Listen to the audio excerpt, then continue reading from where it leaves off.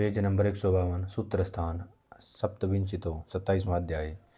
इसके आगे शल्यपर्णनीय नामक अध्याय की व्याख्या करते हैं। जैसा कि भगवान धन्वंतरी ने सुश्रुत के लिए कहा था। विषय मंतव्य शल्य के अपनयन निकालने के उपाय जिसमें श्लोक 3। शल्य दो प्रकार के हैं, एक है अस्थि आदि में विशेष रूप से आसक्त और दूसरा विशेष रूप से आसक्त नहीं ढीला। श्लोक 4। उनमें अन्नबद्ध विशेष रूप से न आसक्त शल्य को निकालने के लिए निम्नलिखित 15 उपाय हैं तथा स्वभाव प्रकृति पाचन अपक्व शल्य का पाचक द्रव्यों से पाक भेदन विदार द्वारा वृद्धि पत्र आदि शस्त्रों से फाड़ना धारण मिश्रण अध्याय में कहे चिरबिल्लव आदि द्रव्यों से पीड़न प्रमार्जन बाल का वस्त्र से पोछना निर्द्रपामान पिपली कटफल आदि के चूर्ण का प्रदमान वमन विरेचन प्रक्षालन पानी आदि से प्रतिमर्श अंगुली आदि से घर्षण प्रवाहन विकुंठन बलपूर्वक बाहर निकालना आचूषण मुख या सींग से चूसना अश्यकांत चुंबक से और इस प्रसन्नता से 15 उपाय शल्य को निकालने के हैं। श्लोक 4। इनमें आंसू छींक उद्गार काश मूत्र मल और वायु इनमें स्वाभाविक शारीरिक शक्ति के कारण रज आदि शल्य आँख आदि अवयवों के से अपने पास बाहर आ जाते हैं। मांस में अंदर घुसे शल्य जो कि स्वयं न पकता है उसको औषधियों से पकाकर गला देना चाहिए। गल जाने पर पू या रक्त वेग के कारण अथवा भारीपन से शल्य गिर पड़ता है और जो शल्य स्थान पर पक जाए परंतु स्वयं विदीर्ण न हो उसका शस्त्रों द्वारा भेदन अथवा धारण कर देना चाहिए। जो शल्य भिन्न हो जाए परंतु शल्य स्वयं बाहर न आता हो उसको पीड़न द्रव्यों में से या हाथ से दबाकर बाहर करना चाहिए। इंद्रियों के सूक्ष्म शल्यों को परिसेचन आश्मापन से अथवा बाल वस्त्र हाथों से साफ करना चाहिए। खाते समय कंठ नासिका आदि में प्रविष्ट आहार शेष की श्लेष्मा को हीन पतित भ्रष्ट शल्यों को तथा अल्पावय वाले अनुशल्यों को श्वसन श्वास काश प्रदमन द्वारा बाहर निकालना चाहिए। अन्य शल्य को वमन द्वारा अंगुली आदि से घर्षण करके निकालना चाहिए। पक्वाशय में स्थित शल्यों को विरेचन द्वारा वर्ण दोष पूय एवं वर्ण की गुहा में प्रविष्ट अन्य शल्यों को प्रक्षालन द्वारा वायु मूत्र मल और गर्भ की अप्रवृत्ति में प्रवाहन करना चाहिए। वायु पानी विषयुक्त रक्त को दूषित दूध को मुख या सींग द्वारा चूसकर बाहर निकालना चाहिए। रज्जु स्थित अनुबद्ध विशेष रूप से न फंसे अकर्ण अनुतुंडित कंटक मुख वालों से सहित विस्तृत मुख वाले वर्ण में से शल्य को अश्यकांत द्वारा निकालना चाहिए। अन्य कारणों से उत्पन्न हृदय में स्थित शोक शल्य को हर्ष द्वारा बाहर निकालना चाहिए। विषय मंतव्य अक्षशाली यानी अक्षों इंद्रियों के अधिष्ठानों नेत्रों में बालों की कुची व वेणी वस्त्र की बत्ती आदि पानी अंगुली नख से अन्य शल्य अमाश्यगत अन्य शल्य को मन से दंत या कंठ से फंसे हुए अन्य शल्य को उंगली से निक से। श्लोक 6। सब प्रकार के बड़े या छोटे शल्यों को निकालने की विद्या दो ही प्रकार की, एक प्रतिलोम दूसरी अनुलोम। इनमें जो शल्य शरीर के अंदर दूर तक प्रविष्ट नहीं हुआ हो अवर्चीन उसको उसी प्रवेश मार्ग में बाहर निकालना चाहिए क्योंकि दूसरे मार्ग से निकालने पर अविद्ध मार्ग विविध हो जाता है। और जो शल्य शरीर में बहुत दूर चला गया हो प्राचीन उसको अगली प्राचीन प्रदेश में लाकर बाहर निकालना चाहिए। अनुलोमन सीधा। विषय मंतव्य अर्वाचीन जो अवयव में उभार रहता है और प्राचीन जो पार चला जाता है। अर्वाचीन जो प्रतिलोम उल्टा अर्थात जिधर से दशा है उधर से ही निकाले और प्राचीन को जिधर जा निकाला है उधर अर्थात पार से ही निकाले। श्लोक 8। उत्तुंडित उन्नत कांटों से व्याप्त मुख वाले शल्य को निकालने के लिए दूसरी ओर काटकर फिर हाथ मुद्गर से इधर उधर हिलाकर अनुलोम या प्रतिलोम मार्ग से इसी प्रकार बाहर करना चाहिए। श्लोक 9। कुक्षि वक्ष कक्षा वंक्षण परशुकाओं के बीच में फंसे शल्य को हाथ से निकालने का प्रयत्न करना चाहिए। श्लोक 10। यदि हाथ से बाहर न निकाला जा सके तो शस्त्र या यंत्र से काटकर बाहर निकालना चाहिए। श्लोक 11। मूर्छित होते हुए पुरुष को शीतल जल से सिंचन करना चाहिए। शीर तर्पण आदि से इस रोग के मर्मों मस्तिष्क की रक्षा करते हुए बार बार आश्वासन देते रहना चाहिए। विषय मंतव्य जब शल्य को खींचकर बाहर निकाला जाता तब इतना कष्ट होता है कि रोगी मूर्छित हो जाता, उस समय उक्त उपचार करे। श्लोक 12। इसके पश्चात शल्य को निकालकर वर्ण को रक्त रहित बनाकर स्वेद योग्य वर्ण को अग्नि घी आदि से स्वेद देकर, आग से जलाने योग्य जलाकर अस्वेद एवं रक्त रहित वर्ण पर घी मधु का लेप लगाकर पट्टी बांधकर आहार विहार का उपदेश करना चाहिए। शिरास्नायु में फंसे शल्य को शलाका आदि द्वारा पृथक करके निकालना चाहिए। हाथ से ग्रहण करने योग्य शल्य को सूजन को दबाकर बाहर निकालना चाहिए और शल्य जो शल्य से ग्रहण करने योग्य न हो, निर्बल हो, उसको कुश आदि से बांधकर बाहर निकालना चाहिए। विषमंतव्य शल्य के गात्र का नाम विरांग है। यदि शोथ सूजन से वारिंगी आच्छादित हो गया हो अर्थात ढक गया हो तो शोथ को दबाकर उसे नंगा कर लो और फिर उसको पकड़ कर निकाल लो। यदि खींचने से वारंग के टूट जाने का भय हो तो उसे डोरा बांध कर निकाल लो। श्लोक 13। उद्विग्न हृदय वाले पुरुष के हृदय के समीप स्थित शल्य को निकालते समय रोगी को शीतल जल से सांत्वना देकर शल्य को प्रवेश मार्ग द्वारा बाहर निकालना चाहिए। श्लोक 13। श्लोक 14। अस्थि छिद्र में प्रविष्ट या अस्थि में जोर से आसक्त शल्य को निकालने के लिए रोगी को पांव से थाम कर यंत्र द्वारा निकालना चाहिए। यदि इस प्रकार से शल्य बाहर न आए तो रोगी को बलवान पुरुषों द्वारा पकड़वा कर यंत्र द्वारा शल्य के ग्रहण करने योग्य भाग को पकड़कर टेढ़ा करके मोवी तांत या धागे से एक पार्श्व में बांधकर दूसरे धागों को प्रशांत से पंचांगी बंधन से बांधे घोड़े के मुख के लगाम लगाकर उसमें बांध देना चाहिए। जब घोड़े को चाबुक से मारना चाहिए जिससे कि घोड़ा सिर को जोर से ऊंचा उठाए। इस प्रकार से शल्य बाहर निकालना चाहिए। अथवा वृक्ष की मजबूत शाखा को झुकाकर धागों का एक पार्श्व इसमें बांध देना चाहिए और शाखों को छोड़ देना चाहिए। शाखा ऊपर जाएगी, उसके झटके से शल्य बाहर आ जाएगा।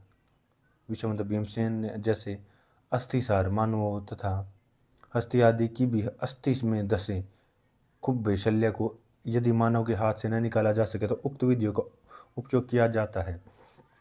श्लोक 15।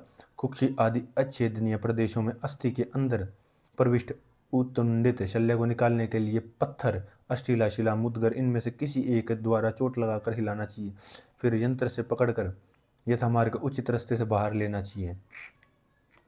विषमंतव्य तुंड अर्थात मुख का शल्य का मुख अग्रभाग यदि उत्तर उधर पार चला गया हो और वह आदेश अमार्ग स्त्रोत में देश से भिन्न देश में अर्थात सकित बाहु आदि अवयव में स्थित हो तो उस शल्य को पत्थर आदि के प्रहार से ठोककर जिधर से धसा हो उधर से निकालो। उत्तंडित शल्य वह है जिसका तुंड पार चला गया हो। इसको मुख पर एक मुखी लोह नाली रखकर प्रहार करें, अन्यथा तीखा मुख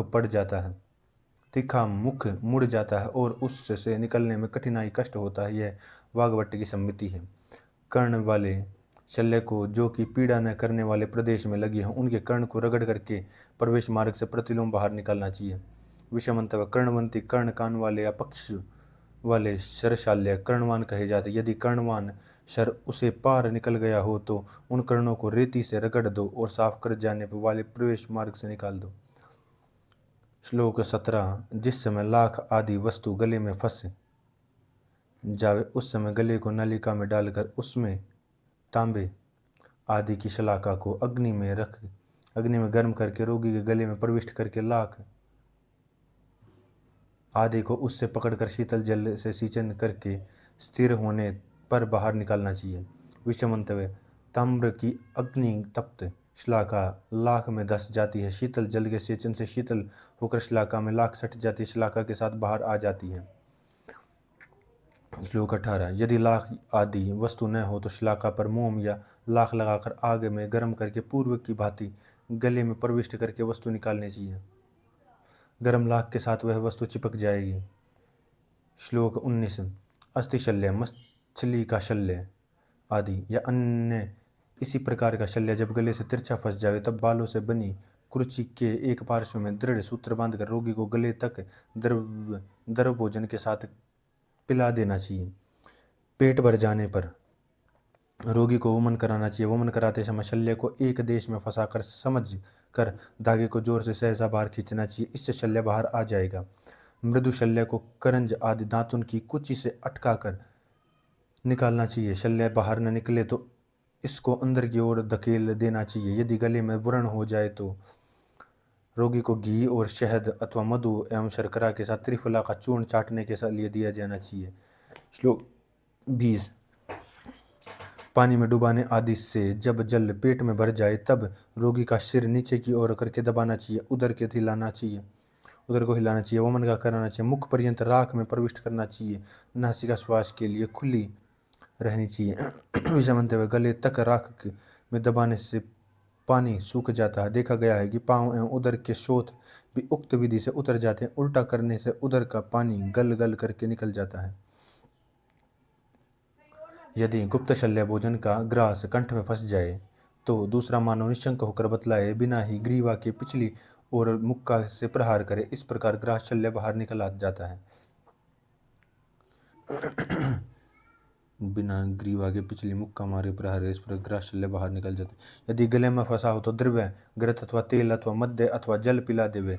कंठ श्वास भाग मार्ग का नाम है और गल आहार मार्ग का नाम है। ग्रीवा में दोनों मार्ग आगे पीछे स्थित हैं। श्वास मार्ग में ग्रास अथवा जल आदि द्रव्य पदार्थ जाने पर स्वतः भी बाहर आ जाते हैं और शल्य निकल जाता है। ये भी शल्य ही कहे जाते हैं क्योंकि मनस एवं शरीर को बाधा पहुंचाने वाला कोई भाव शल्य कहलाता है।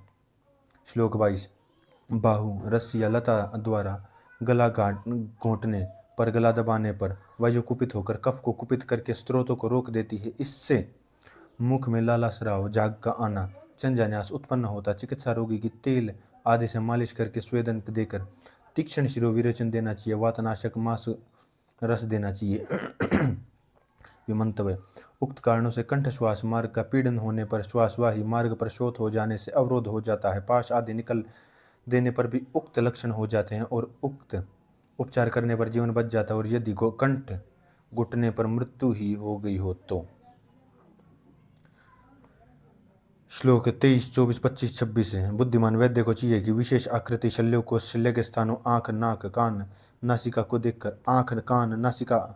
देखकर भिन्न भिन्न यंत्रों से शल्य को बाहर निकाले। कर्ण शल्प या जो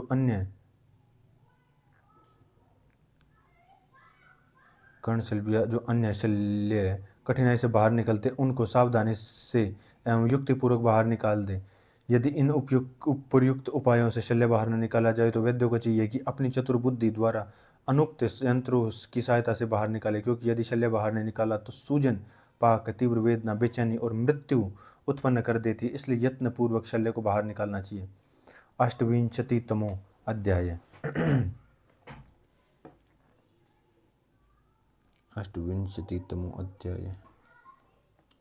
28 अध्याय। श्लोक 1, 2 इसके आगे विपरीत अविपरीत वर्ण विज्ञानीय नामक अध्याय की व्याख्या करते, जैसा कि भगवान धन्वंतरि ने सुश्रुत के लिए कहा था।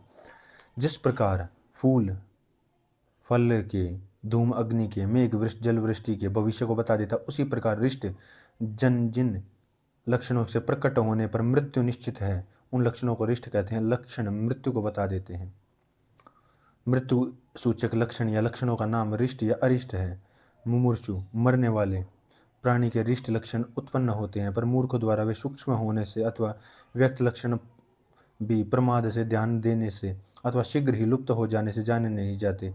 यही नहीं, रिष्ट लक्षणों की उत्पत्ति ही नहीं हुई। तात्पर्य है कि मृत्यु से पूर्व रिष्ट लक्षण उत्पन्न अवश्य होते हैं, भले ही किसी को ध्यान में न आवे। अरिष्ट शास्त्र का कथन मृत्यु के पूर्व अरिष्ट लक्षण उत्पन्न होते हैं। अरिष्ट लक्षणों की उत्पत्ति होने पर मृत्यु अवश्य होती है, परंतु कभी कभी राग द्वेष रहित ब्राह्मणों द्वारा अथवा रसायन सेवन में, तप तथा जप में तत्पर रहने से मृत्यु का निवारण रोकथाम किया जा सकता है। श्लोक 6 जिस प्रकार से सूर्य, चंद्र आदि नक्षत्रों को बहुत समय पीछे होता है, उसी प्रकार से रिष्ट लक्षणों का फल कालांतर में भी होता है, ऐसा बहुत विद्वानों का मत है। श्लोक 7 है। जिस व्यक्ति की आयु चली गई है, ऐसे पुरुष की चिकित्सा करने से वैद्य को लोक में असफलता, धर्म, अर्थ, काम की हानि होती है। इसलिए कुशल वैद्य को चाहिए कि यत्न पूर्वक रिष्ट लक्षणों की परीक्षा करें। श्लोक 8 जब वर्णी पुरुष के गंध, वर्ण, रस आदि पंचेंद्रियों के स्वाभाविक प्राकृत विषयों में परिवर्तन, विकृति आ जाए, तब वर्णी पुरुष पक गया, अतः गिरने मरने वाला है, ऐसा कहना चाहिए, क्योंकि पकने के पश्चात गिरने की क्या अवस्था आती है। श्लोक 9, 10 प्रकृति गंध कटुगंध वायु से, तीक्ष्ण गंध पित्त से, विस्त्र गंध कफ से, लोह से गंध रक्त, लोह की गंध रक्त से, तीनों के सम्मिलित गंध सन्निपात से, लाज गंध वात पित्त से, अलसी के तेल की गंध वात कफ से, कुछ कुछ विषन्न आमदग्ध गंध पित्त से कफ की होती है, स्वाभाविक गंध के लक्षण है। श्लोक 11-12। इन प्राकृत गंधों से दूसरी सब गंध विकृत समझने चाहिए। अब मध्य अग्रु घी जाति चमेली कमल चंदन और चंपा समान गंध एवं दिव्य उत्तम गंध मरणासन पुरुष के वर्णों में होती है। श्वा कुत्ते, वाजी घोड़े, मूषिका चूहे, द्वांश कौआ, पूती विल्लूर, सड़ा शुष्क माछ, मत्तकुण खटमल इनके समान गंध या कीचड़ की गंध अथवा भूमि की गंध इनसे जिन वर्णों में आती है उन्हें भी वर्ण निंदित हैं। श्लोक 13-14-15। कुमकुम केशर धायम ईशित कृष्ण कंकुश स्वर्ण शीरी, निर्यास के समान वर्ण पित्त के प्रकोप में वर्णों को इस प्रकार के वर्णों में न तो दाह होता है और न ही चूषण के समान वेदना होती है। अतः वैद्य को चाहिए कि इनका परित्याग कर दे। कफ के प्रकोप से वर्ण कंडो स्थिर श्वेत और संदिग्ध होते हैं और इन वर्णों में पीड़ा होती है अथवा जलन भी होती है। वैद्य को चाहिए कि इनका परित्याग कर दे। वायु के कारण वर्ण काले पतले स्त्राव वाले एवं मर्म स्थानों को पीड़ित करते हैं। यदि इन वातजन्य वर्णों में थोड़ी सी भी वेदना न हो तो वैद्य को चाहिए कि इनका परित्याग कर दे। श्लोक 16। शब्द वैकृत जिन वर्णों में खटखट शब्द हो या गुर्राहट होती हो या जो वर्ण जलाते हुए प्रतीत हो, त्वचा मास में स्थित वर्णों में यदि वायु शब्द के साथ निकले, मर्म स्थानों को न उत्पन्न होने पर भी जिन वर्णों में अत्यंत वेदना हो वे असाध्य हैं। श्लोक 17। स्पर्श वैकृत जो वर्ण अंदर से बहुत जलते हों और बाहर से शीतल हों, या जो वर्ण बाहर से बहुत जलते हों और अंदर से बहुत शीतल हों वे असाध्य होते हैं। जो वर्ण बाहर से बहुत जलते हो अंदर से बहुत शीतल हो वे असाध्य होते हैं। श्लोक 18-19। आकृति विशेष वैकृत जिन वर्णों में शक्ति कुंज माला भाला ध्वजा रथ घोड़ा हाथी गाय बैल अथवा महल की आकृतियां दिखाई देती हों और जो वर्ण बिना चूर्ण प्रक्षेप के चूर्ण किया प्रतिसारण प्रतीत हो वे भी असाध्य हैं। श्लोक 20। उपद्रव जिन रोगियों के प्राण क्षीण हो गए हैं, मांस क्षीण हो गया, श्वास काश अरोचक रोग से जो पीड़ित हों, जिन वर्णों में पूय रक्त मांस बढ़ गया हो एवं मर्म स्थानों में जो वर्ण वे असाध्य हैं। श्लोक 21। उचित रीति से प्रारंभ में चिकित्सा कर्म करने पर भी जो वर्ण अच्छे न हों, बुद्धिमान वैद्य को चाहिए कि वे अपने यश की रक्षा के कारण इनका परित्याग कर दे। 19वां अध्याय। 19वां अध्याय। 31 अध्याय। श्लोक 1-2। इनके आगे विपरीता विपरीत दूत शुकन स्वप्न निर्दर्शनीय नामक अध्याय की व्याख्या करते जैसा कि भगवान धन्वंतरी जी ने सुश्रुत जी के लिए कहा था। विषमतः इस अध्याय में शुभ अशुभ शुभ दूत अशुभ दूत की चेष्टाएं, वैद्य की चेष्टाएं, दूत तथा वैद्य के शुकन तथा स्वप्नों का वर्णन है। श्लोक 3-4। दूत के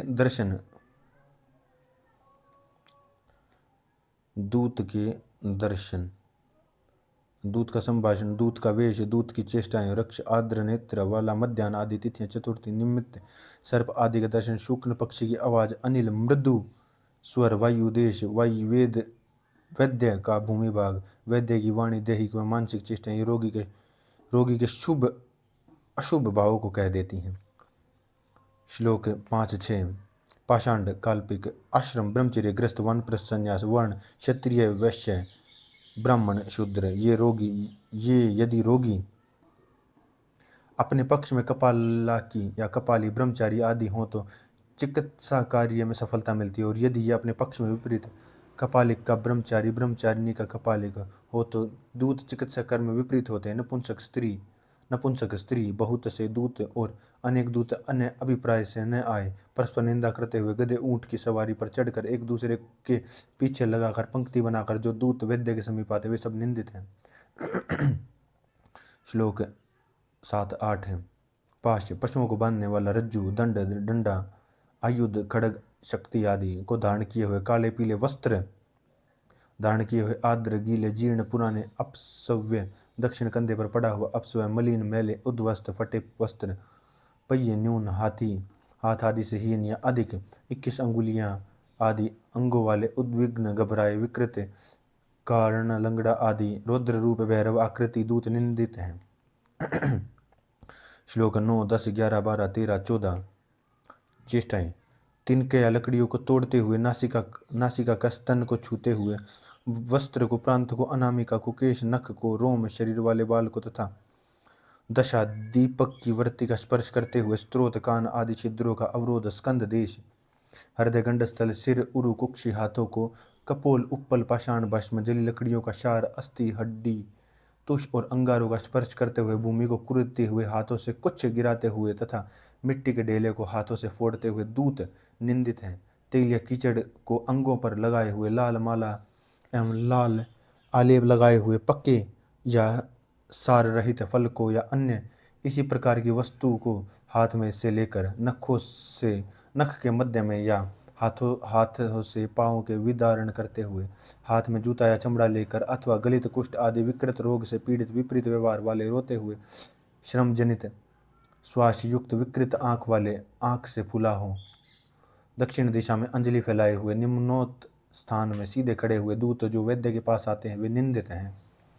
श्लोक 15, 16 निम्न कार्य करते हुए वैद्य के पास जो दूत आते हैं वे निंदित हैं। या वैद्य के दक्षिण दिशा में मुख किए होने पर अपवित्र स्थान में जलती हुई अग्नि को जलाते हुए, कुछ पाक करते हुए, क्रूर कर्म करने में तत्पर हुए, नग्नावस्था में भूमि पर शयन करते हुए, मूत्र पुरुष के उत्सर्ग में अपवित्र स्थिति में, विमुक्त देश की अवस्था में, तेल आदि मलने पर प्रस्वेद सहित विलहन बेचैन अवस्था में जो दूत वैद्य के पास आते हुए निंदित हैं। श्लोक 17, 18 वेला वैद्य के पितृ कार्य प्रवृत्त होने पर, देव कार्य तत्पर होने पर, उत्पन्न भूमि, दिव्य अंतरिक्ष के दर्शन में, मध्याह्न में, रात्रि और आधी रात के समय और संध्या काल में आए दूत निंदित हैं। नक्षत्र कार्तिका, आद्रा, आलेशा, मग्ग, मूल, पूर्वाषाढ़ा, पूर्व भाद्रपदा, पूर्व फाल्गुन तथा भारिणी नक्षत्रियों आए दूत निंदित हैं। श्लोक 19 तिथि चतुर्थी, नवमी, षष्ठी, देव प्रेत कार्यों में संध्या काल में वैद्य के पास जो दूत आते हैं वे निंदित हैं। श्लोक 20, 21, 22 आग के समीप बैठने से उत्पन्न श्वेद वाले दूत मध्याह्न में समय जब वैद्य के पास आते हैं तब पित्त रोगों में निंदित होते हैं। ये ही दूत जब कफ रोगों में आते हैं तो चिकित्सा में सफलता करते हैं। इस प्रकार वात रोगों में शीत, वायु आदि निंदित है। इस तरह 13 शेष वात को समझकर विभाग करना चाहिए। रक्तपित्त, अतिसार, प्रमेह आदि को में जो दूत पानी के अवरोधों बांध के समीप वैद्य के पास पहुँचते हुए प्रशस्त हैं। इसी प्रकार शेष लक्षण प्रशस्त गिनने चाहिए। श्लोक 23, 24, 25, 26 श्वेत वस्त्र धारण किए, पवित्र गौर वर्ण या श्याम वर्ण मनोहर दर्शन वाला, अपनी रोगी की जाति या अपने गोत्र में उत्पन्न दूत चिकित्सा कार्य में उत्तम है। वृषभ युक्त घोड़े आदि प्रशस्त पशु पर यान पर चढ़ाकर प्रसन्न चित्त पैदल चढ़कर आया, उत्तम चेष्टाओं से युक्त, स्मृति युक्त, विधि एवं काल को जानने वाला, स्वतंत्र उत्तम प्रतिभा वाला, शोभन वेश से भूषित मंगलकारी दूत कार्यों को सफल करने वाला होता है। स्वस्थ पूर्व दिशा की ओर मुख किए हुए बैठे समान एवं पवित्र देश में पवित्रावस्था में वैद्य के समीप जा दूत आते हैं वे कार्य करने वाले होते हैं।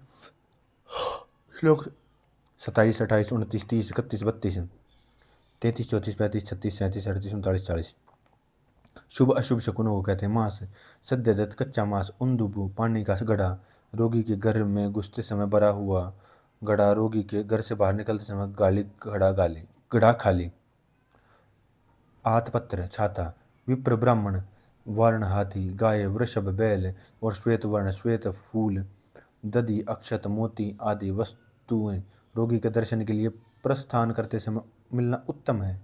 पुत्र के साथ स्त्री, बछड़े के साथ गाय, अलंकृत यौनावस्था में पहुंचती कन्या, मछलियां, कच्चा फल, स्वास्तिक माला का स्वास्तिक चिन्ह, मोदक, दही, स्वर्ण, अक्षत, लज्जा व यव, चावल से भरा हुआ पात्र, यत्न, माणिक्य आदि, सुमन, फूल, राजा, प्रज्वलित अग्नि, घोड़ा, हंस, चोष, मोर ब्रह्म वेद दुंदुबी नगाड़ा जीत मूत जिमूत बादल शंख वेणु वास और रथ की ध्वनि का होना, शेर गाय और बैल की आवाज, घोड़ा तथा हाथी का आनंद से चिंगाड़ना, हंस का शब्द तथा उल्लू का वाम पार्श्व में बोलना राजभवनों में जाने वाले वैद्य के लिए श्रेष्ठ है। हृदय को प्रिय लगने वाली वाणियों को सुनना भी उत्तम है। पत्ते फूल फल एवं दूध वाले वृक्षों पर आश्रित या आकाशगर ध्वजा तोरण वेदी पर बैठे अथवा शांत दिखाओ दिशाओं में मधुर वाणी को बोलते हुए पीछे तथा साथ साथ अथवा वाम या दक्षिण दिशा में चलने वाली पक्षी कार्य में सफलता देते हैं। शुष्क या बिजली से जले पत्तों वाले बेल चढ़े हुए कटारों वाले वृक्ष पर या पत्थर राख अस्थि मल्ल तुष अंगारे या धूल चैत्य वाल्मीक या विषम स्थान पर बैठे तेज ऊंची खर कर्कश स्वर बोलने वाले सामने आते हुए या जलती हुई दिशाओं में बोलने वाले पक्षी कार्य में असफलता बताते हैं। पुरुष लिंग वाले पक्षियों का वाम पार्श्व में होना और स्त्रीलिंग पक्षियों का दक्षिण पार्श्व में होना श्रेष्ठ है। कुत्ते और गीदड़ का दक्षिण में वाम दिशा में जाना उत्तम है। नकुल और चाश पक्षी का वाम दिशा में जाना श्रेष्ठ है। शशक सर्प नकुल और जाना श्रेष्ठ है। शशक सर्प बास एवं उल्लू का किसी भी पार्श्व में होना उत्तम नहीं। गोदा कर्कलिका किरेला किरला की आवाज या दर्शन दोनों ही बुरे हैं। गोदा किरकिला इसी प्रकार निंदित दूतों के समान गुण वाले पुरुषों का भी दर्शन बुरा है। कुलती तिल कपाश तुष्य पाषाण भस्म राख अंगारे तेल कीचड़ से भरे या प्रसन्ना नामक मध्य को छोड़कर शेष मध्यों से रक्त से या सरसों से भरा पत्र मिलना निंदित है। शव के साथ ले जाई जाती हुई लकड़ियां सूखे डाकू का रस्ते में मिलना या शुष्क शब्द से तृणाश आदि का भी प्रतीत अंतस्थ चंडाल आदि दीन अंधे या शत्रुओं का मार्ग में मिलना उत्तम नहीं है। श्लोक 41 42 43 44 45 40 47 48 49 50 51 52 53 ग्रंथि अर्बुद आदि में सदा छेद शब्द सुनाई देना उत्तम विधि। विद्रधि उदर या गुलम में वेदन शब्द रक्तपित्त और अतिसार का शुद्ध शब्द प्रशस्त है। इस प्रकार से रोग विशेष में शुभ अशुभ लक्षणों का निश्चय करना चाहिए। शर्करा रोग में आहरण शब्द उत्तम है। इसी प्रकार आकृष्ट जोर से चिल्लाना हो या कष्ट आकंद जोर से रोना रुदित रोने का शब्द, छर्दी रोग में वायु मल का शब्द, गर्दभ या ऊंट का स्वर निंदित है। मग्न भग्न टूटने या शत चीज या स्व रसखलन गिरने का आहत चोट लगने का शब्द वैद्य के मन की बेचैनी यात्रा में प्रशस्त नहीं है। इन दूत आदि के लक्षणों को प्रवेश काल में रोगी को देखने के समय एवं द्वार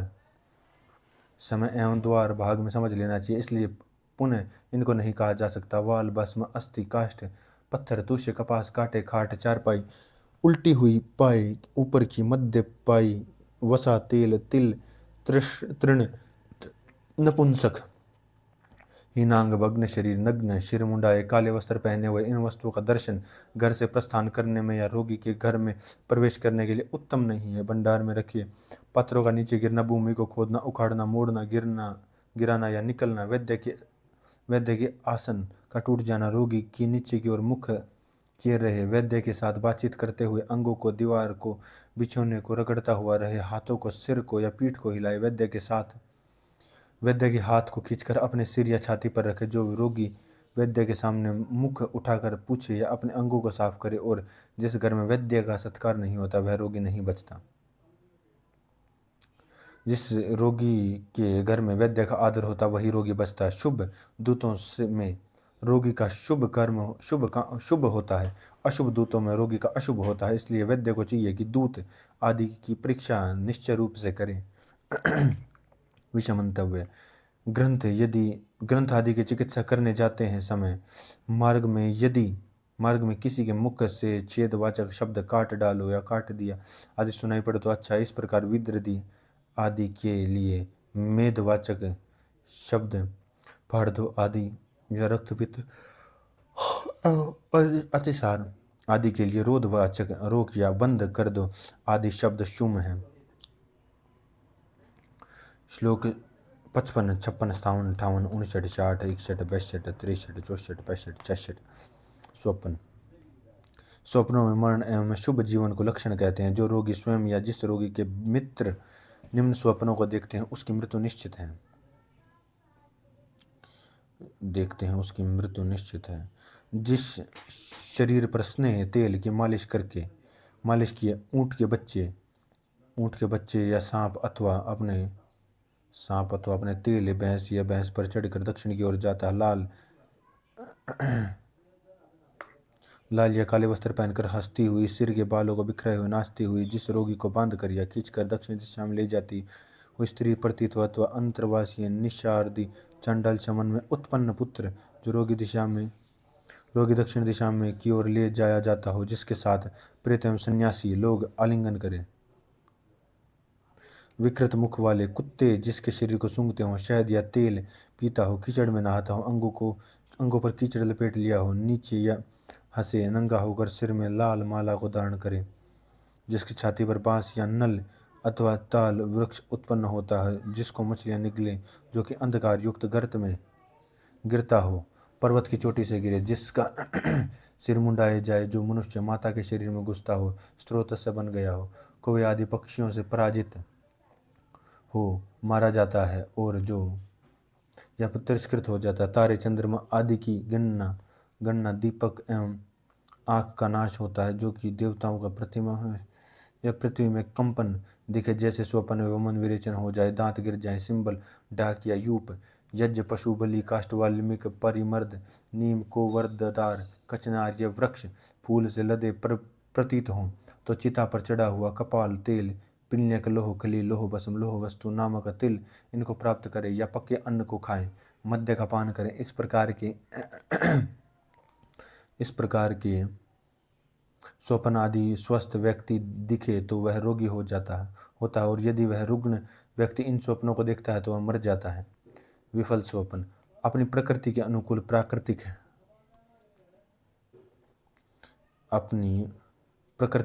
प्राकृतिक स्वप्न वात प्रकृति का संवरण से चलना, पित्त प्रकृति का आग बिजली में प्रविष्ट होना, कफ प्रकृति का कमल हंस चक्रवाकों को देखना, विस्मृत जो स्वप्न बहुत कुछ भूल गए वही तो पहले बहुत देखे गए और फिर अच्छा हुआ, चिंता से उत्पन्न और दिन में सोते हुए स्वप्न फल रहित होते हैं।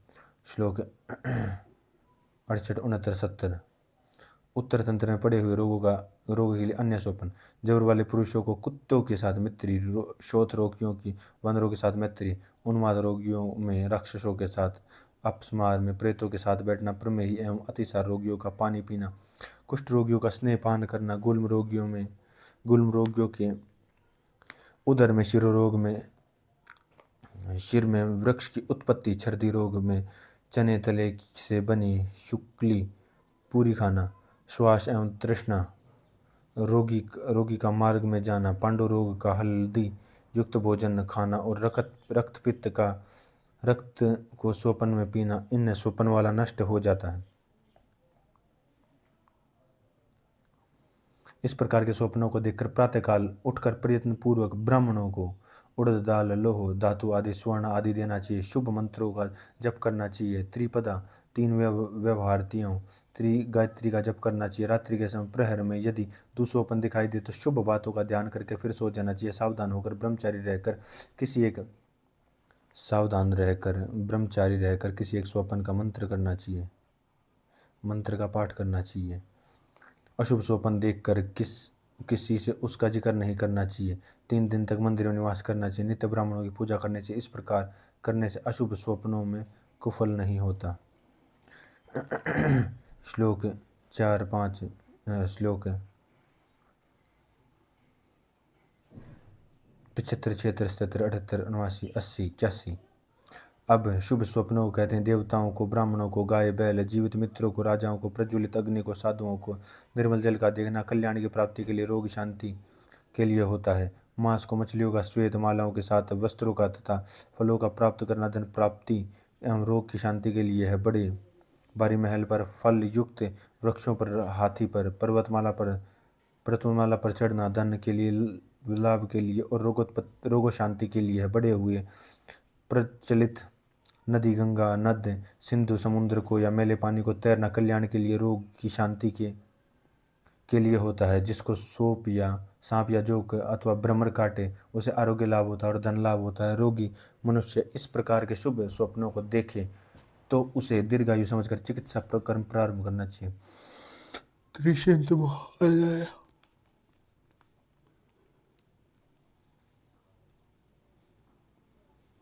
30वां अध्याय।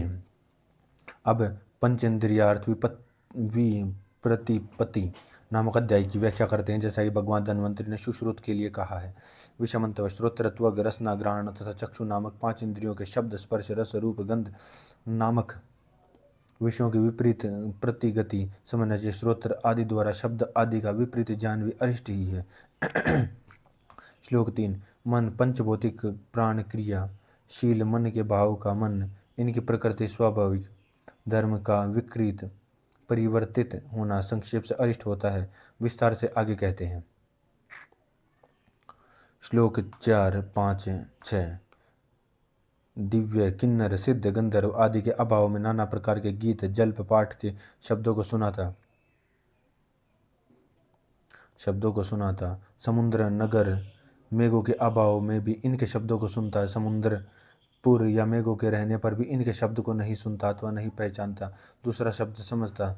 ग्राम्य पशु के शब्द को अरण्य के पशुओं का शब्द मानता है, अरण्य के शब्द ग्राम्य पशुओं का शब्द मानता है। मित्र के शब्दों से द्वेष करता है, द्वेषी के शब्दों को प्रीति करता है और कारण के बिना शब्दों को जो नहीं सुनता उस रोगी को आयु समाप्त हुई समझनी चाहिए। के अर्थ मित्रों के वचनों पर अविश्वास, शत्रु के वचन पर विश्वास भी है। श्लोक 7, 8।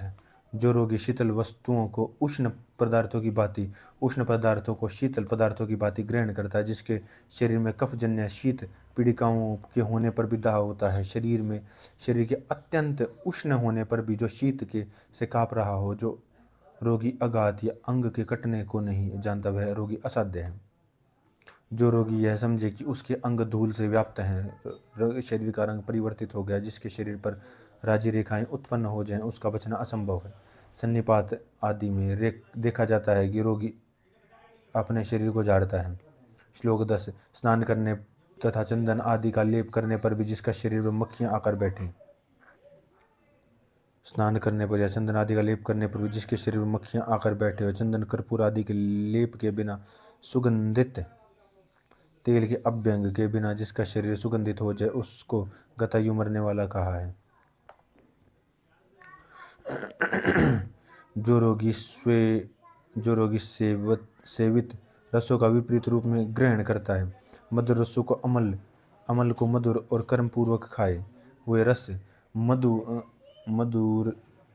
मधुर मशनियात जिसमें दोषों को बढ़ाए। मिथ्या रूप से सेवित रस जिस पुरुष के दोषों का एवं अग्नि को समान करते हैं, जो रसों को भली प्रकार नहीं पहचानता, उससे भरा हुआ समझना चाहिए।